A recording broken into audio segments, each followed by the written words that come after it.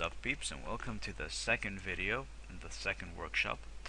And we're gonna iterate and continue on what we learned last time, and we're gonna finish the material that we assigned in lab, and basically uh, do some extra stuff here that I think you're gonna like. We're gonna go through the camera controls, how to set up a camera. Let's just forget about the switch node for now, because it really doesn't do it's not really that useful for us right now. Basically, when we want to start counting lives, we'll use it, but not now. You'll see what we're gonna replace it with. I think you'll like it. Let's just give you a demo of what we will be doing here. Basically, agree assign appears. Let me restart that. Collect the green blobs. Okay, the purple god demands it. Basically, what you have now is a maze, and you have the camera control set up, top-down perspective, and you have to collect the green blobs. These blobs. You have to go find them, collect them. As you can see, they disappear when you come in contact with them. And you have to go and when you collect all the green blobs, you have to go to that sphere, the purple god sphere, and when you collect them all, and when you go to the purple sphere, god sphere, it's mission complete. But when you don't, and you go, it teleports you back to your original location. So, if I go and search for the blobs and collect them all, notice that they make a sound when you step on them, and they disappear. When you go, flawless victory. it tells you that you won. It's pretty simple, but you can learn a lot of things from that. So let's start. I'll load the maze. I have one blank here. Don't save or don't save. Save. Alright. Okay. Takes a while. It's done. Alright, so we have basically we have the blank maze with nothing set up. I'll just get rid of that camera so we can set it up. Yes, continue. And the start location, I'm gonna set it up. Just make sure that Kismet is empty. It's not empty. Just delete that. Alright, so first thing we need to do is put a player start start, basically. That's what I said. Anyway, we just pointed out to where we want to face, and just put it down on the floor. Bad size. Okay, maybe it needs to go up a bit. Ugh, I don't know. All right. Anyway, it doesn't really matter. Now. I think you guys remember how we set up the camera controls, but I'm gonna go through them again. Basically, you want to set up a camera first, and you go and you access a camera by going to control the content browser and into the actor classes, and under common, click on the camera control, right click on a surface, and you add the camera. Alright, to position a camera correctly, you have to you press on this eye here, the lock selected actors to camera. Basically, what this does is it locks you to certain to objects and actors in your map.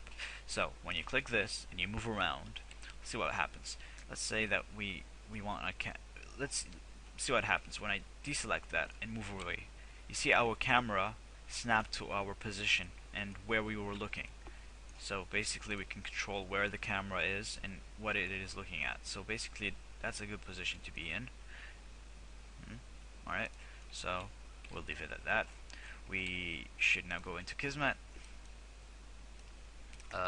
set up the camera controls, because basically now if I start, basically I'm in first person mode, and I can't really see where the blobs are, or I can navigate through it, but I want a different perspective.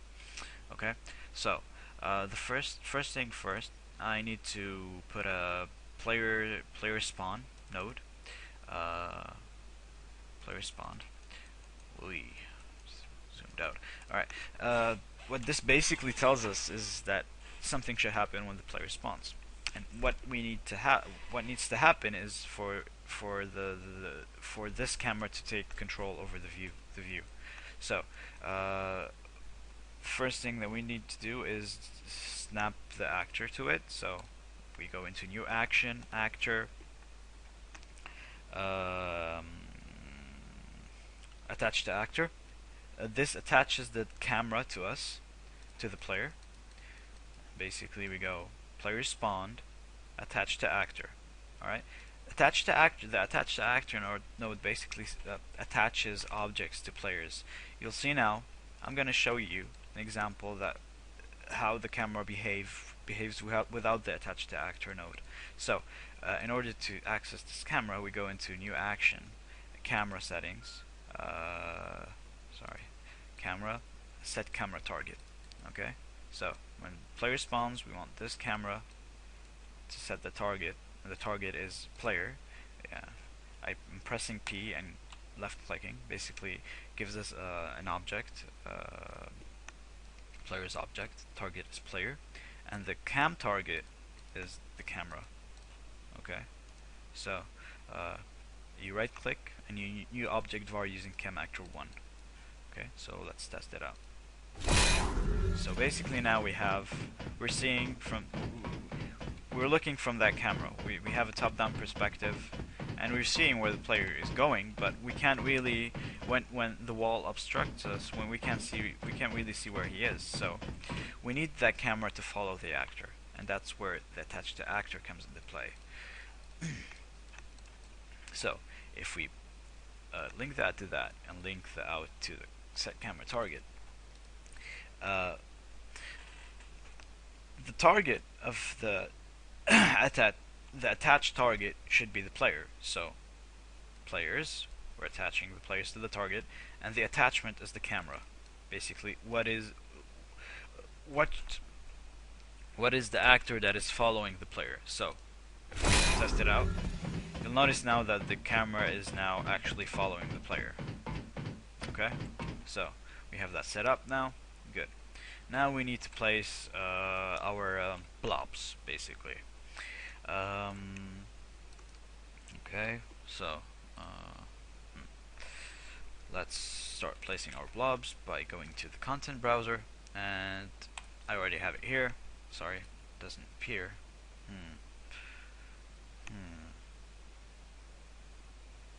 Okay.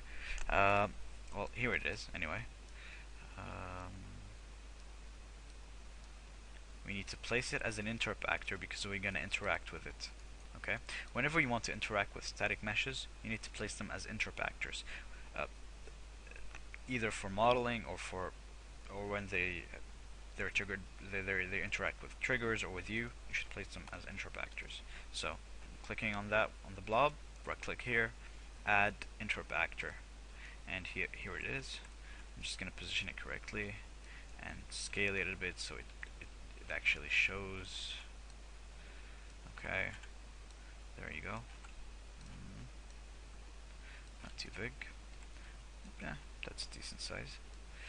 I'm going to close that, minimize Kismet, and duplicate them. I want 3 of those blobs. So I'm pressing Alt and dragging to create a copy. Alt drag creates another copy. Now we need a trigger on those blobs. So the system knows that we stepped on the blobs.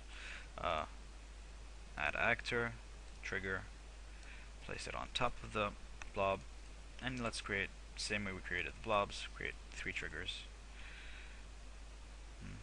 2 and 3.